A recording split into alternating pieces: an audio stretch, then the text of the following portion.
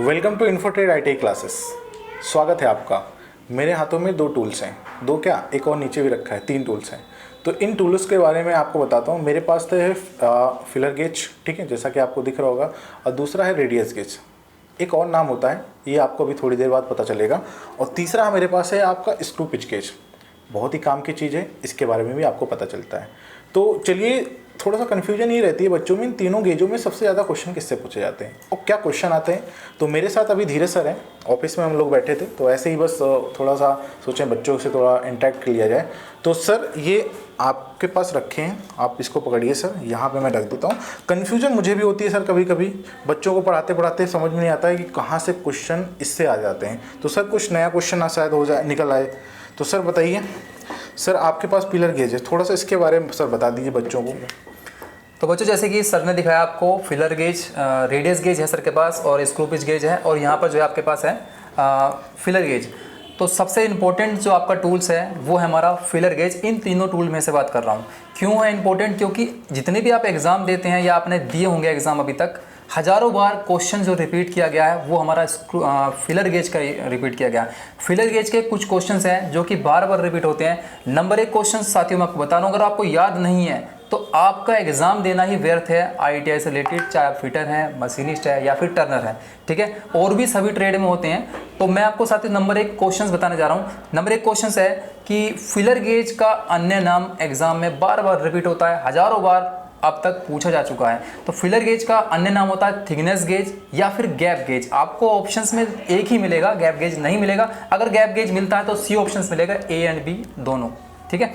इसके बाद एक क्वेश्चन आता है कि दो मैचिंग पार्ट्स के बीच गैप चेक करने के लिए सर कई बार क्वेश्चन से रिपीट किया गया है। आपने सर देखा होगा, आपने बहुत सारे एग्जाम एनालिसिस कराए हैं। तो फिलर गेज का प्रयोग ही हम दो मैचिंग पार्ट्स के बीच गैप चेक करने के लिए करते हैं। और साथियों इसमें जो ये पत्तियां हैं इसमें मिलीमीटर में साइन होते हैं, आपकी बुक्स में भी दिया होगा इन सभी पत्तियों के। और आप इसकी सबसे जो स्मॉल वाली, सबसे पतली वाली जो पत्ती देख रहे हैं, इसको आप ऐसे मोड़ेंगे मुड़ भी जाएगी। ये पेपर से भी पतली होती है साथियों, आप अपने बाल के अकॉर्डिंग इसको चेक कर सकते हैं। तो इनसे हम सिंपल केवल और केवल गैप को चेक करते हैं। ये जो आप देख रहे हैं इसमें थोड़ा सा कोरोजन लग गया है, जंग ये खा गया है। तो इससे बहुत सारे क्वेश्चंस आते हैं, बार बार रिपीट होने वाले। मैंने आपको 2 क्वेश्चंस बता दिए हैं। या फिर आप किसी भी गियर्स के अंदर या किसी भी ऐसे मशीन के पार्ट्स हैं जहां पर प्ले हो रही हो, प्ले मतलब थोड़ा सा गैप हो रहा हो या फिर ऊपर नीचे अप डाउन हो रही हो बार बार, तो हम इस गेजेस से उसको चेक कर लेते हैं कितने मिलीमीटर का इसमें गैप है। उसी के हिसाब से हम उसमें पैकिंग वगैरह लगा के उसको ठीक कर लेते हैं। और बताइए सर क्या सर एक और दिख रहा है थोड़ा सा, ये भी थोड़ा सा मुझे लग रहा है same to same pillar gauge है। तो मगर पिलर गेज तो लग नहीं रहा है, मगर एक बार सर आप बता दीजिए क्या है और क्या कहते हैं, इससे कैसे क्वेश्चन पुटअप किए जाते हैं एग्जाम में। अभी तक कितने सारे एग्जाम में हैं? ठीक है सर, ये आपने मुझे दिखाया है रेडियस गेज, और एक है मेरे हाथ में हमारा स्क्रू पिच गेज। तो सर यहाँ पर स्क्रू पिच गेज जो है हमारा बहुत इंपॉर्टेंट ये टूल्स है। इसके बाद की अगर बात करूँ, सबसे ज़्यादा सर एक ही क्वेश्चन हज़ारों बार एग्जाम में रिपीट हुआ है। चाहे आईटीआई के फील्ड में देख लो सर, जितनी भी आईटीआई के सेमेस्टर वाइज एग्जाम होते थे या फिर हमारे जितने भी एग्जाम होते हैं, इसरो है, डीआरडीओ है, डीएमआरसी में, उसमें सर इसका क्वेश्चन काफ़ी इंपॉर्टेंट पूछा जाता है। बच्चों आपको दिख रहा होगा, मैं कैमरे मैन से कहूँगा सर से कि इनको जो है दिखाएं ये क्या चीज़ है। थोड़ा सा दूर से मुझे लगता नहीं दिख रहा होगा।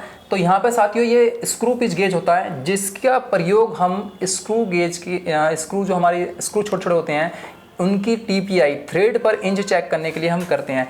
नंबर अलग अलग इसमें मिलीमीटर में साइन होते हैं। तो यहाँ से हम क्या करते हैं चेक, टीपीआई, थ्रेड पर इंच। अगर आपको किसी भी स्क्रू की इंचों में उसकी संख्या चेक करनी है, यानी कि प्रति इंच कितने दांते कटे हुए हैं, तो सर इससे क्वेश्चन आता है कि टीपीआई चेक करने के, टीपीआई क्या होता है, ये भी क्वेश्चन आता है कि टीपीआई चेक करने के लिए, या फिर बोल सकता है कि स्क्रू पिच गेज का प्रयोग किया जाता है। तो टीपीआई थ्रेड पर इंच चेक करने के लिए किया जाता है।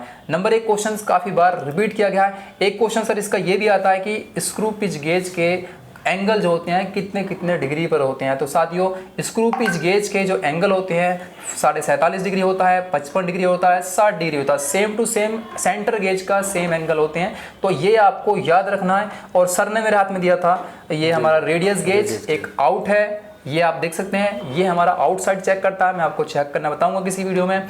ये हमारा इनसाइड चेक करता है। इससे रिलेटेड क्वेश्चन सर कई बार एग्जाम में क्वेश्चन होता है कि जो रेडियस गेज है उसका अन्य नाम बताएं। तो रेडियस गेज का सर अन्य नाम बता दो सर बच्चों को। रेडियस गेज का जैसे आपको पता है, रेडियस गेज तो अन्य नाम उसका होता है फिलेट गेज। बहुत इंपॉर्टेंट, हाँ फिलेट गेज सर बहुत ही इंपॉर्टेंट। आजकल जो ट्रेंडिंग क्वेश्चन चल रहा है, क्योंकि फिलर गेज तो आते ही आता है आजकल, जो ट्रेंडिंग क्वेश्चन है कि रेडियस गेज का दूसरा नाम होता है फिलेट गेज।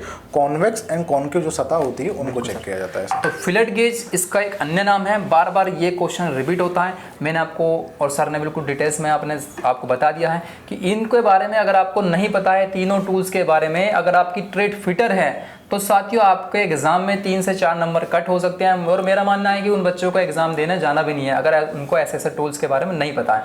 तो साथियों फिर ऐसी ही वीडियो में इंटरेस्टिंग वीडियो मिलेंगे फिर किसी नेक्स्ट वीडियो में। तब तक इस वीडियो को ज़्यादा से ज़्यादा स्टूडेंट तक पहुँचाएं, IIT के स्टूडेंट तक पहुँचाएं। चैनल में आपने सब्सक्राइब नहीं किया तो चैनल को सब्सक्राइब करें, जिससे कि इस टाइप की वीडियो हम आपके लिए कंटिन्यू लाते रहें। ठीक है सर।